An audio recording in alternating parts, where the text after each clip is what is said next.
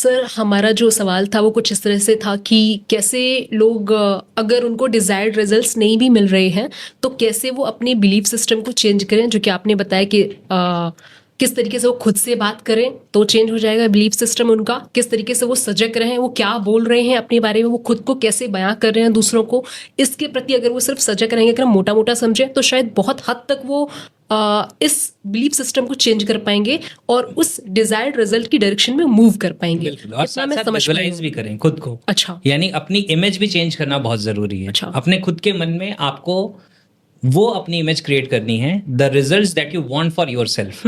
ये बहुत इंपॉर्टेंट है। जैसी इमेजेस होंगी दिमाग में वही बाहर घटित होगा, है ना? बिल्कुल, तो वो इमेजेस बहुत स्ट्रांग रहनी चाहिए दिमाग में। एग्जैक्टली। तो अब इसका सर जो अगला पार्ट था जो वो शायद ये हो सकता है कि ये इंसान को पता है कि क्या करना है और उसने बिलीफ सिस्टम भी चेंज कर लिया, अब वो उस दिशा में काम कर रहा है, पर वो कैसे अंत तक कंसिस्टेंट रहे उसी डायरेक्शन में, कैसे वो मोटिवेटेड रहे, उसको रिजल्ट्स मिल रहे हैं, ठीक ठाक मिल रहे हैं, लेकिन कभी कभी ठीक ठाक रिजल्ट्स मिलने के बावजूद भी, बिलीफ सिस्टम चेंज होने के बावजूद भी कुछ समय तक तो चलते हैं, लेकिन फिर भी हमें लगता है कि ठीक है ना, अभी इतना कर लिया बहुत है। तो एग्जैक्टली वो आउटकम तक जो हमारा जो गोल था, जो हमने अपना पॉडकास्ट जिस पर रखा है कि कैसे वो सपनों की दुनिया को मैनिफेस्ट करे, तो अभी सपना पूरा हुआ नहीं है तो उस पर कंसिस्टेंट रहना पड़ेगा। तो कंसिस्टेंसी को कैसे मेंटेन करें थ्रू आउट द जर्नी, इस मैनिफेस्टेशन की जर्नी में कैसे मोटिवेटेड फील करें, उसके लिए सर आप प्लीज गाइड कीजिए। बिल्कुल बिल्कुल, बहुत अच्छा क्वेश्चन है गौरी, मैं इस पर आंसर करता हूँ, आप समझे। इसमें कुछ मज़ेदार बात बताता हूँ और फिर उसके बाद फिर मैं आपको इसके सॉल्यूशंस भी बताता हूँ। क्या होता है कि जैसे मैं स्टूडेंट से बात करता हूँ तो वो कहते हैं सर आपको हमारा दर्द नहीं पता। तो मैं कहता हूँ यार मुझे तो बहुत अच्छे से पता है क्योंकि मैं भी रह चुका हूँ स्टूडेंट। तो वो कहते हैं सर होता ये है कि हमने अपनी कोई प्लानिंग बनाई, कोई स्ट्रैटेजी बनाई कि अब तो हर रोज़ 8 घंटे पढ़ाई करनी है। जिस दिन ये प्लान बनाते हैं ना उसके अगले दिन कोई रिलेटिव आ जाता है, कंसिस्टेंसी टूट रही है। हाँ, या किसी की तबीयत खराब हो जाएगी, कोई हेल्थ खराब हो जाएगी। तो कई बार तो खुद को ऐसा लगता है कि शायद ऊपर वाला ही नहीं चाहता कि मैं ये रिजल्ट तक पहुंचूं, मतलब लोग फनी वे में कहते हैं। तो होता क्या है, हमें ये समझना चाहिए कि कंसिस्टेंसी में जब कभी भी ऐसी सिचुएशन आती है जिसे हम कहते हैं कि हम डीरेल हो गए, आउट ऑफ ट्रैक हो गए, ओके, तो इस सिचुएशन में क्या करना चाहिए, एक ये बात समझने की है, राइट। फिर दूसरी बात ये है कि कंसिस्टेंट लगातार अपने आप को रखना कैसे है। तो पहले इसे बताता हूँ फिर वो बताता हूँ, ठीक है? तो ध्यान से समझिएगा।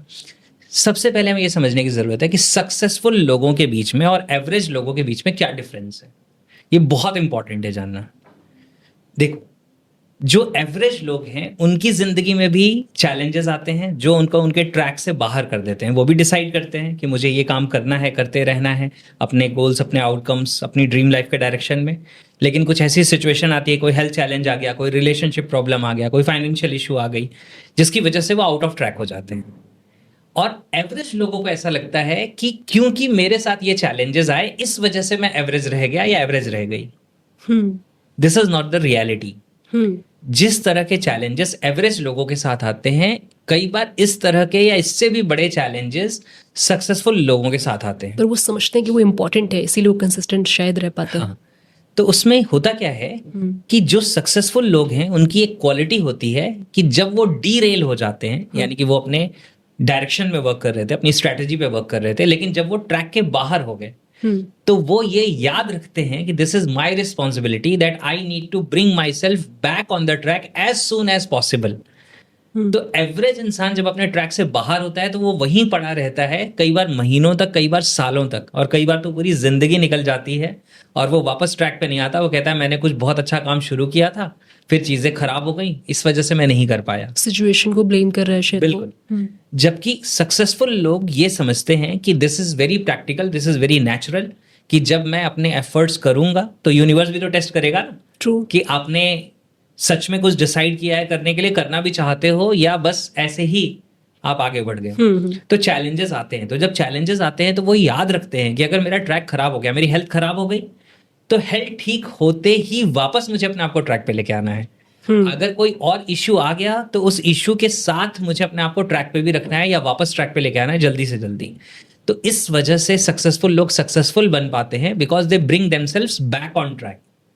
और एवरेज लोग इसलिए एवरेज रह जाते हैं because they don't bring themselves back on track, they stay in the same situation, वो उसी सिचुएशन में पड़े रहते हैं। शायद वो खुद को एक्सेप्ट कर लेते हैं कि जो है जैसा है वैसे ही जिंदगी में ओके हैं, वो ओके हो जाते हैं अपनी हाँ। करंट लाइफ से, तो शायद वो अपनी ऐसा फैमिलियर सिचुएशंस में उसके साथ एडजस्ट करते करते एडजस्ट करना सीख लेते हैं। कॉम्प्रोमाइज, ठीक है। देखो, इसको मैं एक स्टेटमेंट आपको बताता हूँ, बहुत बहुत पावरफुल स्टेटमेंट है।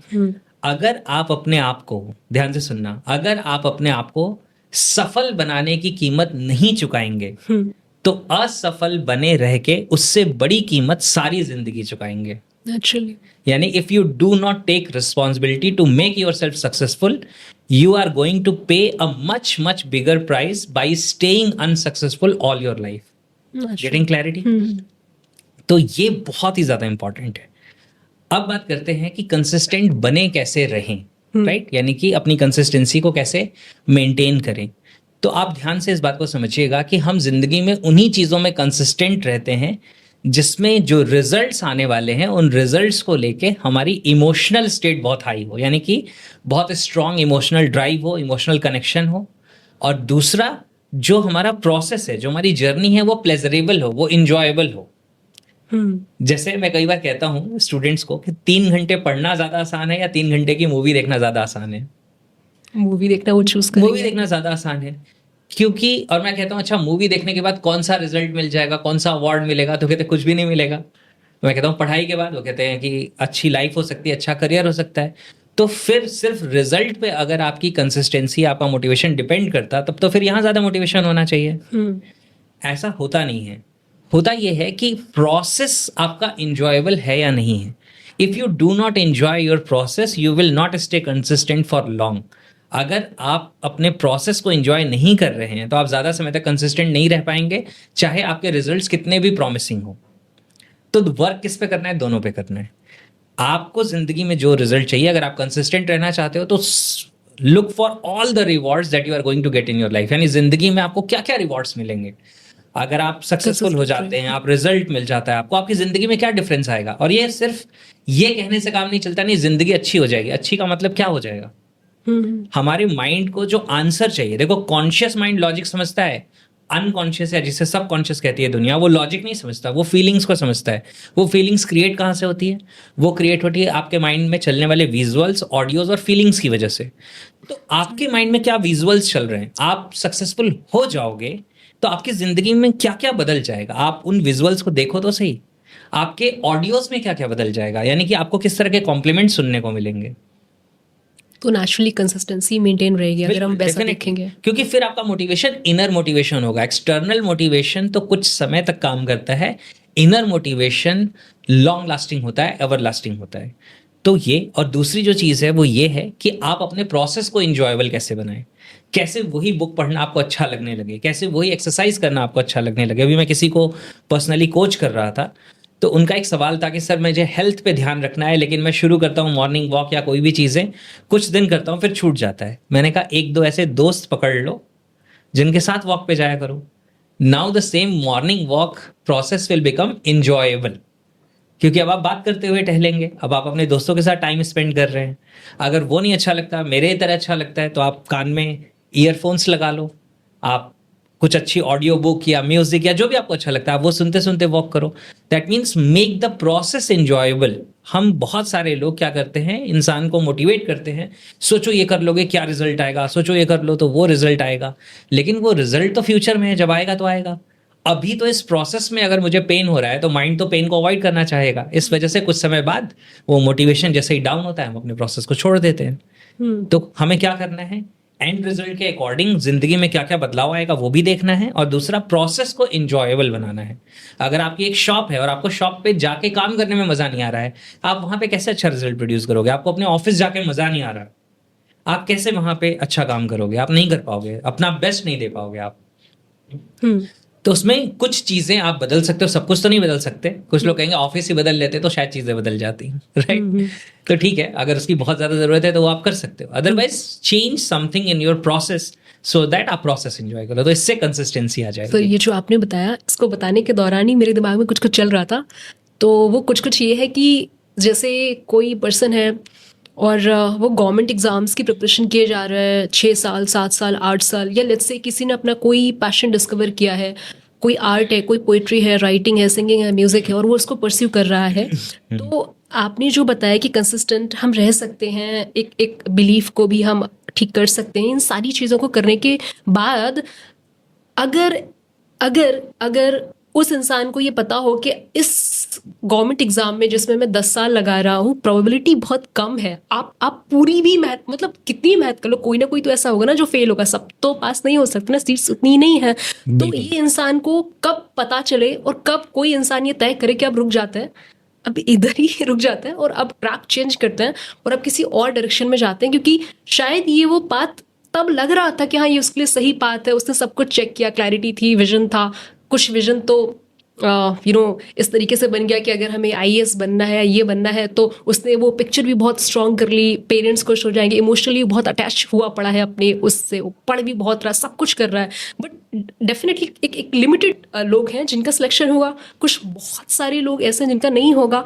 तो वो कैसे ये जाने कि अब बहुत हो गया, 4 साल प्रिपरेशन कर लिया, अब रुकते हैं, अब कुछ और करते हैं। तो ये शायद उन बच्चों का पेन है जो मैं उनके पॉइंट ऑफ व्यू से आपसे पूछ रही हूँ, तो आप इसमें बिल्कुल, प्लीज गाइड बिल्कुल। कीजिए। चलिए मैं शेयर करता हूँ, आप समझना ध्यान से। देखो यहाँ पे भी सबसे पहले वही चीज़ आएगी जो मैंने बोला ना, कि आप लाइफ के एंड पे जाओ और आप फिर वापस देखो कि आपने अपनी ज़िंदगी के 10 साल अगर प्रिपरेशन में लगाए हैं और सपोज करो कि आपका सिलेक्शन नहीं होता है, तो भी क्या आप उस पर्टिकुलर टाइम पे ये कह सकते हो कि I am fulfilled that I invested by 10 years in this particular field? अगर इसका आंसर नो है तो आपको 10 साल नहीं लगाने चाहिए। फिर आपको अपने आप से सवाल पूछना चाहिए कि कितने साल लगाने के बाद मुझे अपने आप से ये कह देना चाहिए था, या ये मैंने अपने आप को ये कह दिया होता कि नाउ दिस इज एनफ, मुझे समझ आ गया कि ये चीज़ शायद मेरे लिए नहीं है, या मैं इस चीज़ के लिए नहीं हूँ, and I need to change the things. उसके अकॉर्डिंग आप इस आंसर को ड्रॉ कर सकते हैं। अदरवाइज क्या होगा कि हम उस टेम्पटेशन में, उस डेस्परेशन में करते रहेंगे और जिंदगी का बहुत सारा टाइम खो देंगे। Getting clarity? सो इस वे में हम बैक ट्रैक करके अपनी चीज़ों को देख सकते हैं। ठीक Right? है, ठीक है।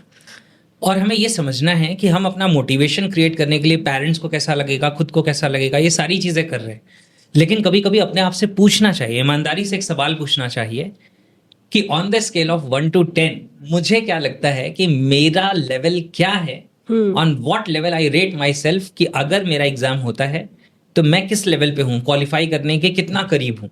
अब अगर आपको लग रहा है कि मेरा मोटिवेशन तो बहुत हाई है लेकिन मेरा लेवल तो 2-3 है, तो आप सोच लो कि 9-10 तक पहुंचने में कितना टाइम लगेगा, उतना टाइम आप लगा सकते हो या नहीं लगा सकते हो। I get it. Right? Getting the clarity. Perfect. Yes.